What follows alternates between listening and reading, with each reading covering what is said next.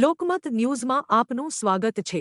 વડોદરા શહેરમાં વીજ ગ્રાહકો માટે ચેતવણી સમાન ઘટના સામે આવી છે। સુગમપુરા વિસ્તારના પંચરત્ન બિલ્ડિંગમાં અજય વાળા છેલ્લા 10 વર્ષથી દુકાન ચલાવે છે। સામાન્ય રીતે તેમનું 2 મહિનાનું વીજ બિલ 1200 થી 1500 રૂપિયા જેટલું આવે છે, પરંતુ આ વખતે જ્યારે તેમણે ઓનલાઈન બિલ ચેક કર્યું ત્યારે તેમના હોશ ઉડી ગયા। બિલની રકમ હતી ₹7805.44। આટલું મોટું બિલ આવતા તેઓ ચિંતિત બન્યા અને તરત જ મધ્ય ગુજરાત વીજ કંપનીનો સંપર્ક કર્યો। કચેરીમાં રજૂઆત કરતા અધિકારીઓ પણ આ રકમ જોઈ આશ્ચર્યચકિત થઈ ગયા હતા। પ્રાથમિક તપાસમાં રીડિંગ લખનાર કર્મચારીની ભૂલ હોવાનું જણાવાયું છે અને હાલ ટેકનિકલ ચકાસણી શરૂ કરવામાં આવી છે। અજય વાળાએ અપીલ કરી છે કે વીજ કર્મચારીઓ રીડિંગ લખતી વખતે પૂરતી સાવચેતી રાખે, જેથી કોઈ ગ્રાહકને આવી હેરાનગતિનો સામનો ન કરવો પડે।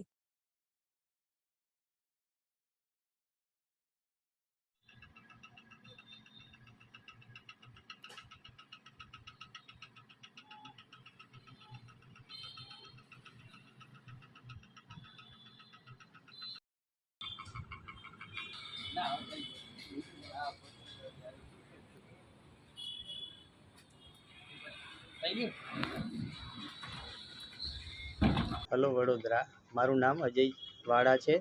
હું પંચરત્ન બિલ્ડિંગ સુભાનપુરામાં છેલ્લા 10 વર્ષથી દુકાન ચલાવું છું અને આજે સવારે મારું જે લાઇટ બિલ આવવાનું હતું તે મેં ગૂગલમાં જનરેટ કરીને જોયું તો એમાં 78,000 રૂપિયા ઉપરનું બિલ હતું, જેથી થોડું આઘાતજનક લાગ્યું। અને આમ રેગ્યુલર મારું 1200 થી 1500 રૂપિયા 2 મહિનાનું બિલ આવે છે।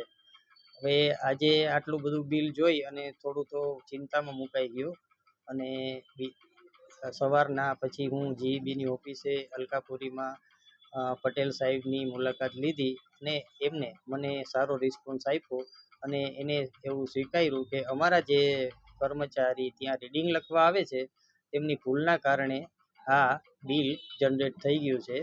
અને જે મને ફિઝિકલ બિલ તો હજુ સુધી મળ્યું જ નથી, પણ મને ખાલી ગૂગલમાં જ એટલો મેસેજ, અને ત્યાં જઈને મેં ચેક કરાવ્યું તો ત્યાં પણ એવું જ બિલ દેખાડતું હતું, 78,605 રૂપિયા। તો આવું જે બિલ મને મળ્યું અને મને ટેન્શન થઈ ગયું।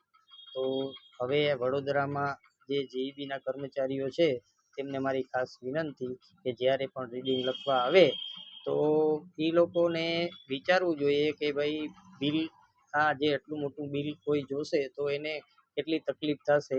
હવે અત્યારે મોંઘવારીના સમયમાં આટલું બધું અચાનક બિલ આવી જાય તો માણસ ટેન્શનમાં મુકાઈ જાય છે।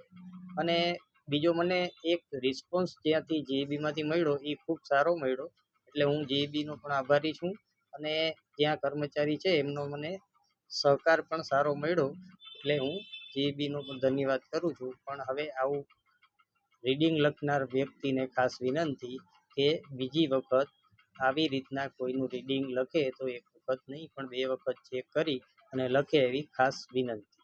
ધન્યવાદ।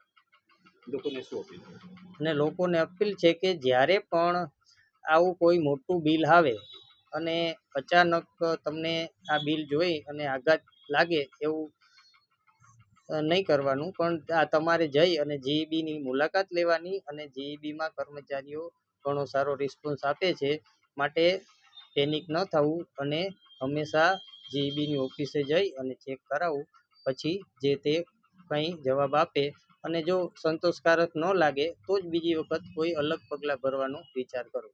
ધન્યવાદ। અચ્છા, હા કરો। જીઈબીમાં જો તમારી ફરિયાદ સાંભળવામાં ન આવે અને એનો લોકોનો સારો રિસ્પોન્સ ન હોય તો પછી તમે બીજા પગલાં તરીકે તમે કોઈ મીડિયાનો સહારો લઈ શકો છો અને એની સામે લડત કરી શકો છો। બાકી જીઈબીનો રિસ્પોન્સ આમ જનરલ સારો જ મળે છે એવી મને આશા છે કે ભવિષ્યમાં આવું બિલ કોઈને ન આવે। Thank you.